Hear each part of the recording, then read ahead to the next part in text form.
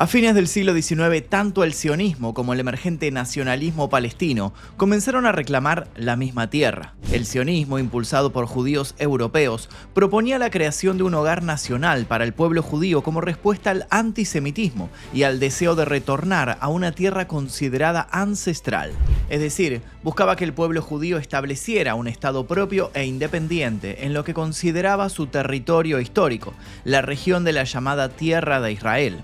Por su parte, los árabes palestinos, que habitaban la región desde hacía siglos bajo dominio otomano, fueron desarrollando una identidad colectiva propia, reaccionando al colonialismo europeo, a la inmigración creciente y a lo que percibían como una amenaza a su modo de vida. A medida que avanzaban los años, la desconfianza mutua y la tensión social y política no hicieron más que ir en aumento. La convivencia, ya debilitada, comenzó a resquebrajarse bajo la presión de desigualdades profundas y disputas territoriales cada vez más intensas. Se había gestado una fractura que, al abrirse por completo, dividiría de forma brutal el futuro de ambos pueblos. Pero no nos adelantemos. ¿Cuáles son los orígenes del conflicto entre Israel y Palestina? ¿Qué consecuencias desastrosas tuvo? ¿Y cuál es la situación actual, sobre todo, en la Franja de Gaza? ¿Existe una solución permanente a la problemática? Para responder estas preguntas es necesario que viajemos hasta el 14 de mayo de 1948, el día que se desató el conflicto Israel-Palestina. Antes de continuar, les agradecemos mucho el apoyo en estos videos que tratan sobre cuestiones históricas o sobre cuestiones que tal vez es difícil encontrar información en internet. Si les interesan este tipo de documentales más orientados a la historia, a conflictos que llevan cientos y cientos de años perdurando en el tiempo, escriban la palabra historia aquí debajo y pueden sugerir temáticas, obviamente, y estaremos tratándolas próximamente en el canal. También los invito a suscribirse y a dejar su like. Comencemos. La región situada en lo que hoy llamamos Israel y Palestina fue desde tiempos antiguos escenario de diversos pueblos, conquistas e imperios, entre ellos los hebreos, quienes formaron los antiguos reinos de Israel y Judea. También habitaban allí otros grupos propios de la región, como los cananeos y los filisteos.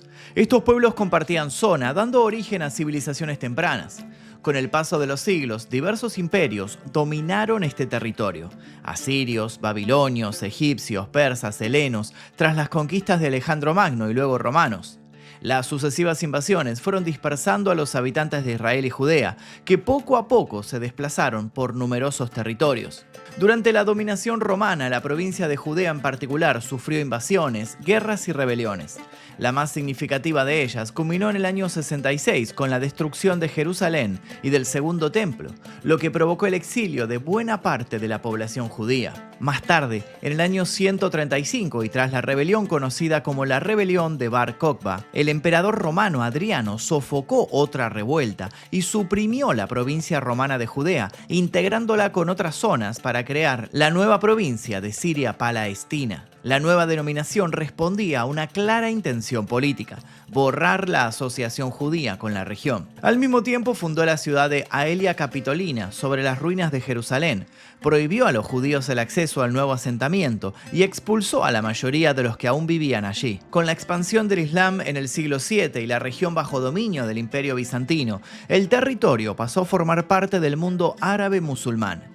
Y así se mantuvo, bajo distintas dinastías y califatos durante siglos. Paralelamente, los judíos, que se habían dispersado por Europa, atravesaban periodos cada vez más recurrentes de hostilidad. Sufrían persecuciones, restricciones, marginación y más tiempos de violencia, un patrón de discriminación sistemática que sería bautizado como antisemitismo. Más tarde, desde el siglo XVI, la región quedó bajo control del Imperio Otomano, dando inicio a una prolongada etapa de dominación externa. Y durante varios siglos mantuvo una diversidad poblacional. Musulmanes, cristianos, judíos y otras comunidades convivían en la zona. Hasta que surgieron dos proyectos nacionales que reclamarían la misma tierra. A finales del siglo XIX y comienzos del siglo XX surgieron dos movimientos nacionales que aspiraban al mismo territorio. Por un lado, el sionismo, por el otro, el naciente nacionalismo palestino.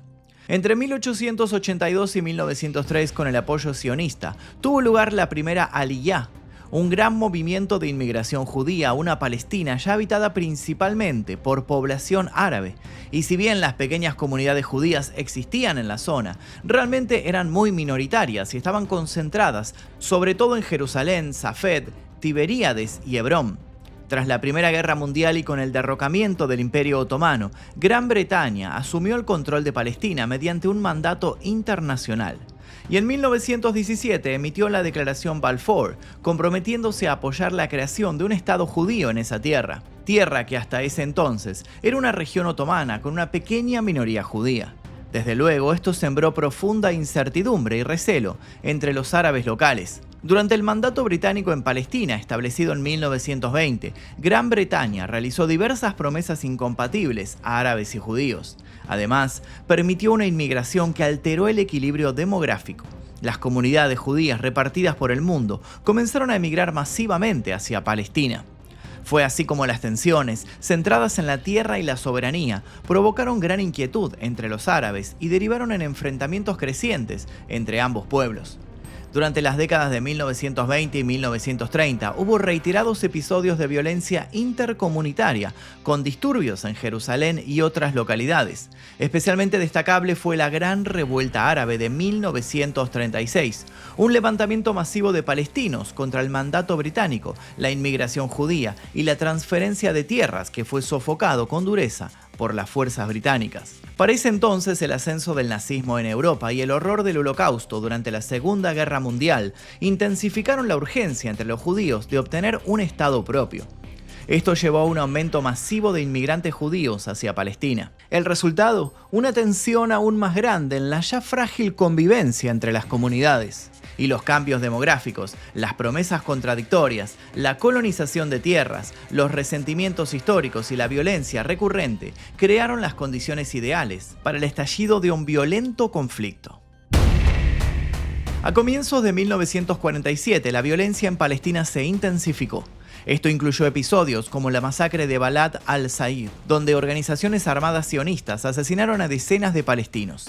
Incapaz de controlar el conflicto, Reino Unido decidió trasladar el problema a la recién creada Organización de las Naciones Unidas. Allí se formó el UNSCOP, el Comité Especial de Naciones Unidas para Palestina, que investigó la situación mientras continuaban arribando miles de inmigrantes judíos. Y las tensiones no paraban de acrecentarse. En agosto de 1947, la UNSCOP determinó que el mandato británico debía finalizar y propuso dividir Palestina en dos estados, uno judío y otro árabe. Para noviembre, la Asamblea General de la ONU aprobó la resolución que lo establecía. Mientras tanto, la violencia entre milicias judías y grupos armados palestinos había escalado hasta convertirse en una guerra civil.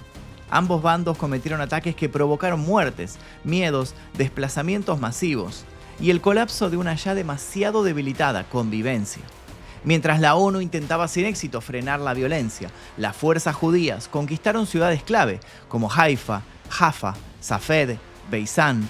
Hacia mayo de 1948 y tras la huida de la mayoría de la población árabe de esas zonas, controlaban gran parte del territorio. Finalmente, el 14 de mayo nacería el Estado de Israel. David Ben-Gurión, la máxima autoridad política del liderazgo judío, proclamó su independencia al finalizar el mandato británico en Palestina. Para ese entonces, entre 250.000 y 300.000 palestinos ya habían abandonado o habían sido obligados a abandonar sus hogares, iniciando lo que se conocería como la Nakba, o la catástrofe palestina. Inmediatamente después de la independencia de Israel y tras la retirada británica, ejércitos de países árabes como Egipto, Jordania, Siria, Líbano e Irak invadieron el territorio. Había comenzado la primera guerra árabe-israelí. Sin embargo, la coalición árabe respondía en realidad a intereses propios. Transjordania negociaba en secreto con líderes sionistas por Cisjordania, mientras Egipto, Siria y Arabia Saudita buscaban frenar su expansión. Irak, por su parte, mantenía tensiones internas con dirigentes palestinos, y aunque al comienzo Israel enfrentó varios frentes a la vez, pronto impuso su superioridad numérica y armamentística. Frente a 25.000 soldados árabes, contaba con unos 35.000 combatientes, cifra que siguió creciendo a lo largo del conflicto. La expansión del control territorial se extendió mucho más allá del plan original de la ONU, que había estipulado un 55% del territorio para Israel en el plan de partición. Y así fue como al finalizar la guerra en julio de 1949 con la firma del armisticio árabe-israelí, Israel controlaba cerca del 78% del antiguo mandato británico. Esto solo trajo más polémicas y más conflictos. El conflicto concluyó con un triunfo pleno para Israel, que consolidó su nuevo estado y expandió su superficie más allá de lo asignado.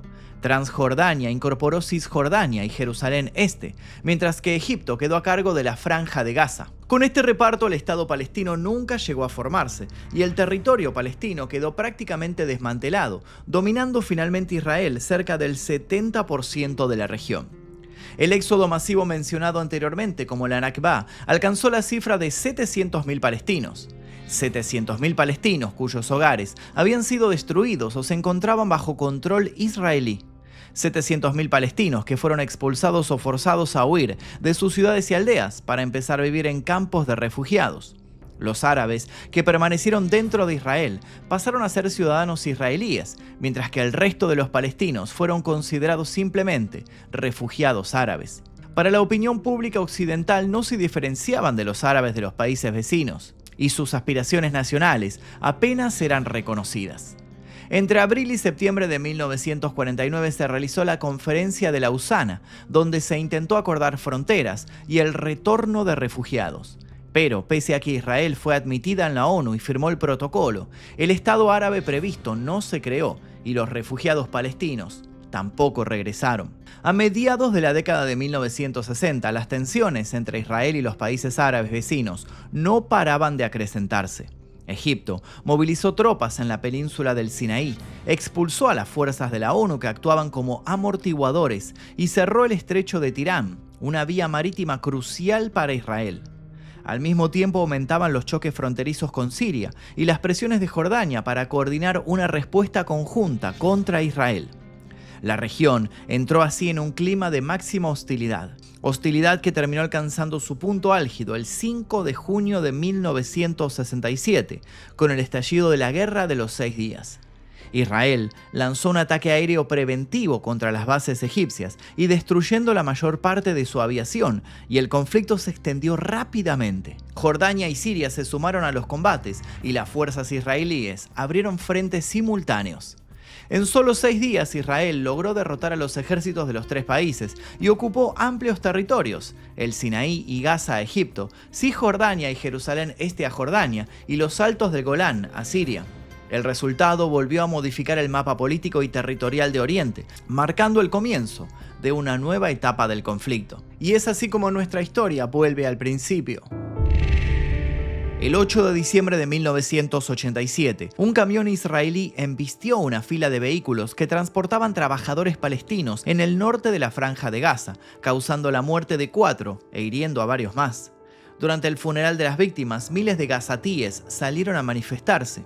Al día siguiente, la protesta se transformó en enfrentamientos con soldados israelíes. Estos respondieron con fuego y para esa misma noche ya se contaban varios muertos entre los manifestantes. La violencia no se limitó a este episodio. En los días posteriores, las manifestaciones se multiplicaron en Gaza y Cisjordania y se convirtieron en resistencia popular masiva. Surgieron comités locales de protesta, huelgas, boicots y manifestaciones cotidianas. Y comenzó lo que se conocería como la primera Intifada, una revuelta popular contra la ocupación israelí. Los palestinos, muchos a fuerza de pedradas y bombas molotov, reclamaban su derecho a la autodeterminación. Además, incluyeron formas de resistencia no violenta como huelgas, boicot, rechazo a pagar impuestos, retirada del trabajo y la negativa a colaborar con las instituciones, entre otras. La respuesta militar israelí fue dura. Las autoridades aplicaron detenciones masivas, demolición de viviendas, toques de queda, represión y violencia contra manifestantes. Muchas escenas de la también llamada Revuelta de las Piedras fueron particularmente impactantes, ya que podía verse a civiles ordinarios, armados solos con piedras, enfrentándose a imponentes tanques militares. Dentro de este violento escenario nació Hamás, una organización paramilitar concebida como un movimiento islamista de resistencia, que proponía la destrucción del Estado de Israel para instaurar un Estado islámico en toda Palestina. Y a diferencia de la Organización para la Liberación de Palestina, conocida como OLP, que seguía una línea nacionalista y secular orientada hacia una solución política de Estado, Hamás adoptó una postura mucho más radical. cometiendo con el correr del tiempo decenas de atentados terroristas. A comienzos de los 90, tanto israelíes como palestinos estaban agotados. La intifada seguía activa. El costo humano crecía en ambos bandos y el mundo comenzaba a mirar la situación con preocupación. En este clima de conflictos, agotamiento, presiones externas y necesidad mutua de un cambio, nacieron los Acuerdos de Oslo. Este pacto entre Israel y la OLP, firmado en 1993, estableció un proceso de paz y reconocimiento mutuo. Creó además la Autoridad Nacional Palestina, fijando a su vez un plan gradual para transferir partes de Gaza y Cisjordania a control palestino. Sin embargo, algunas voces pensaban que la paz representaba un riesgo enorme, un riesgo que no estaban dispuestos a correr. Los sectores más radicales de ambas partes buscaron sabotear cualquier avance hacia la paz. ¿De qué forma? Recurriendo a la violencia. Hamás y la Yihad Islámica perpetraron atentados mortales contra civiles israelíes. Por su parte, los israelíes también atacaron a la población civil, como ocurrió en 1994 durante la masacre de Hebrón, donde un miembro de un grupo ultraderechista israelí mató a 29 musulmanes palestinos e hirió a otros 125. Se desató un círculo de violencia creciente, con consecuencias mortales para ambos bandos.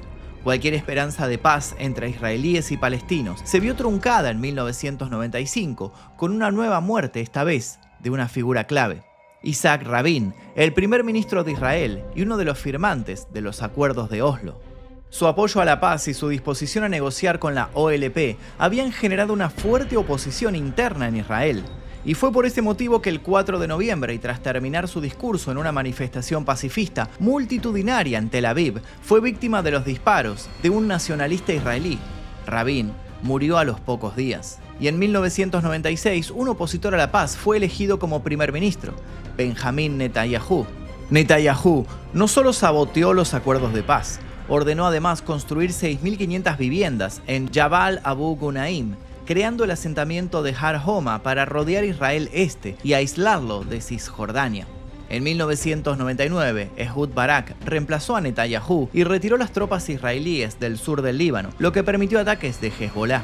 Ese mismo año buscó reactivar la paz con la OLP en la cumbre de Camp David 2000, una serie de reuniones de alto nivel entre líderes de distintos países, realizadas en la residencia de retiro presidencial de Estados Unidos. Sin embargo, las negociaciones fracasaron. El incumplimiento de los compromisos israelíes durante el proceso de Oslo, la constante expansión de asentamientos y el empeoramiento de las condiciones de vida de los palestinos desencadenaron en septiembre del 2000 un nuevo levantamiento, la Segunda Intifada. Esta nueva versión de la revuelta, mucho más violenta que su antecesora, llevó al gobierno israelí a responder con fuerza militar. Los palestinos replicaban con atentados y lanzamientos de bombas. A su vez, Israel intensificaba la ofensiva con bombardeos aéreos. Los grupos armados palestinos no se quedaban atrás. ¿Y cómo respondían? Con misiles. La Segunda Intifada concluyó aproximadamente en febrero del 2005, tras el fallecimiento del entonces presidente de la Autoridad Nacional Palestina, Yasser Arafat, y la elección de Mahmoud Abbas como su sucesor. Esto posibilitó la firma de un alto en fuego y el comienzo de un periodo de relativa tranquilidad en los territorios palestinos. Una tranquilidad que, como ya era costumbre, no se extendería por mucho tiempo. En 2005, el primer ministro de Israel, Ariel Sharon, anunció el retiro total de tropas y colonos israelíes en la Franja de Gaza. Y si bien la decisión en realidad fue impulsada por la imposibilidad de proteger a unos pocos miles de colonos judíos en un territorio densamente poblado por palestinos, la retirada fue aprovechada por Hamás. Le atribuyeron la victoria y la expulsión de Israel a su resistencia armada. Este relato impulsó su triunfo en las elecciones del año siguiente. Con su llegada al gobierno, un movimiento catalogado como organización terrorista en Occidente pasó a dirigir la autoridad palestina y mantuvo su rechazo al reconocimiento de Israel como Estado, oponiéndose además a renunciar a la violencia. En 2007, Hamás tomó el control exclusivo de Gaza, mientras que la Autoridad Nacional Palestina quedó gobernando Cisjordania. Israel y Egipto respondieron imponiendo un bloqueo a Gaza, que restringió bienes, circulación y fronteras. A partir de allí, la relación entre Hamás e Israel se caracterizó por ciclos de escaladas violentas, lanzamientos de cohetes desde Gaza y operaciones militares israelíes de gran escala que causaron miles de muertos y una crisis humanitaria persistente en la franja. Los intentos de reconciliación entre Hamás y la Autoridad Nacional Palestina fracasaron en repetidas ocasiones, manteniéndose la fragmentación política palestina. Israel, mientras tanto, continuó expandiendo asentamientos en Cisjordania y Jerusalén Este. El proceso de paz había quedado prácticamente paralizado. En Gaza, a su vez, Hamás se dedicó a consolidar su control interno y su estructura militar, pese al bloqueo y las ofensivas israelíes. Desde el año 2008 hasta el 2023 se reportaron más de 6.000 muertes de palestinos y más de 300 muertes de israelíes a causa del conflicto. Y aunque los ataques continuos entre ambos eran ya parte del paisaje, la guerra más sangrienta y devastadora recién estaba a punto de empezar. El 7 de octubre del 2023, Hamás desató contra Israel una ofensiva inédita. Lo hizo desde la Franja de Gaza y comenzó con el disparo masivo de cohetes. A eso le siguió una operación coordinada de comandos sobre múltiples bases militares y poblaciones cercanas a la frontera. La acción, bautizada como Operación Inundación de Al-Aqsa, provocó la muerte de más de 1.100 personas y tomó completamente desprevenido a Israel. La respuesta fue brutalmente desmedida. Israel inició en poco tiempo una intensa campaña de bombardeos, avanzando para el 27 de octubre con la invasión terrestre de Gaza. Al día siguiente, las fuerzas de defensa de Israel avanzaron dentro de la franja con tanques y tropas terrestres, apoyadas por intensos bombardeos aéreos y marítimos. Tras un alto al fuego de 7 días, durante el cual se realizaron intercambios de rehenes por prisioneros y se permitió el ingreso limitado de ayuda humanitaria, los combates se reanudaron el 1 de diciembre de 2023. La campaña militar desplegada por Israel no tuvo precedentes. Los ataques dejaron infraestructuras básicas destruidas, barrios enteros arrasados y alcanzaron incluso ambulancias, campamentos de desplazados, centros de refugiados, hospitales e instalaciones de la ONU. Y aunque Israel sostenía que Hamás usaba estas zonas como escudos humanos, los organismos internacionales señalaron que el derecho internacional prohibía ataques que afectaran de manera excesiva a civiles. Además, impuso un bloqueo absoluto sobre la electricidad, el agua, el combustible, los alimentos y las medicinas, algo denominado como castigo colectivo y prohibido también por el derecho internacional humanitario. El uso de bombas de gran tonelaje, artillería pesada y ataques sin aviso multiplicó las víctimas civiles e irrespetó el principio de proporcionalidad militar, basado en la obligación de que el daño causado a civiles nunca sea excesivo en relación con la ventaja militar que se busca obtener. Las capacidades militares de Hamás no podían competir contra el enorme y avanzado poder militar de Israel, que contaba además con el respaldo de potencias como Estados Unidos y Gran Bretaña. El 19 de enero de 2025 entró en vigencia un nuevo cese del fuego. Sin embargo, el 18 de marzo Israel lo rompió mediante ataques aéreos repentinos sobre Gaza, reanudando las operaciones militares. Y las consecuencias de esta guerra fueron abrumadoras. El saldo humano del ataque de Israel contra la Franja de Gaza fue devastador. A la fecha se contabilizaron cerca de 70.000 muertos, en su mayoría civiles y entre ellos más de 20.000 niños, casi 3.000 personas mayores y más de 11.800 mujeres. A esto se le sumaron más de 170.000 heridos, alrededor de 14.400 desaparecidos y un número récord de amputaciones infantiles superior a las 4.000. Entre las víctimas también se contaron cientos de trabajadores de la salud, periodistas y miembros de equipos de rescate. La infraestructura quedó arrasada. Decenas de hospitales y centros de salud fueron destruidos, casi 200 ambulancias, centenares de mezquitas, cementerios y el 90% de los edificios de Gaza se vieron reducidos a escombros. La desnutrición extrema provocó cientos de muertes, incluidos más de un centenar de niños, y la ONU declaró oficialmente que Gaza atraviesa una hambruna originada por el bloqueo impuesto por Israel.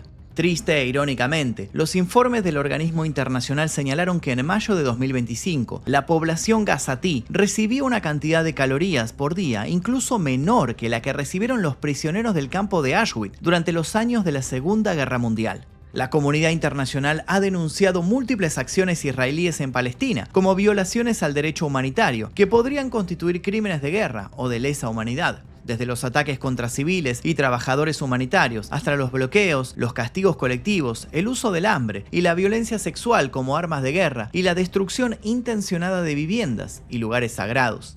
En septiembre de 2025, la ONU determinó que las acciones de Israel en Gaza constituían lo que muchos ya venían denunciando, un genocidio. Identificó para ello asesinatos, lesiones físicas o psicológicas graves, imposición de condiciones de vida destinadas a destruir a los palestinos y medidas para impedir su nacimiento. El informe concluyó que existía una intención deliberada de destruir al pueblo palestino. Esta declaración generó condenas internacionales y pedidos urgentes de justicia, incluyendo la suspensión de transferencias de armas hacia Israel. Y el 10 de octubre de 2025 entró en vigor un nuevo alto al fuego, tras negociaciones entre Israel y los representantes palestinos, con mediación de Egipto, Qatar y Turquía, y el apoyo de Estados Unidos. Este nuevo acuerdo incluyó un plan de estabilización respaldado por la ONU para apoyar la reconstrucción, transferencia de seguridad y retiro progresivo de tropas israelíes. Sin embargo, a pesar del cese formal de hostilidades, continúan ocurriendo incidentes y ataques aislados. A su vez, Gaza enfrenta una situación extremadamente precaria, con carencia de servicios esenciales, desplazamiento masivo, pobreza generalizada, devastación de infraestructuras y enormes dificultades para su reconstrucción. Y no menos importante, el conflicto de fondo sigue sin resolverse. Entonces, ¿cuál es la solución permanente? Lo cierto es que no hay una sola respuesta, pero las que se han planteado giran principalmente en torno a dos enfoques principales: la creación de dos estados independientes con plenos derechos y fronteras seguras y reconocidas internacionalmente, o un estado único que abarque todo el territorio, donde israelíes y palestinos tengan igualdad de derechos. La ONU y la comunidad internacional se inclinan mayormente por el primero. El conflicto israelí-palestino, con una historia marcada por el dolor, continúa siendo uno de los escenarios más complejos del panorama internacional. Hoy, la región vive entre el agotamiento de décadas de violencia y la incertidumbre sobre cómo reconstruir el futuro. La solución no solo exige acuerdos políticos, sino también la difícil tarea de reparar el tejido social, restituir los derechos y reconstruir la confianza perdida. Mientras nada de eso ocurra, la paz continuará siendo un sueño frágil, constantemente amenazado por la sombra de una guerra despiadada cuyos tentáculos parecen no querer dejar de asfixiar esa parte del mapa.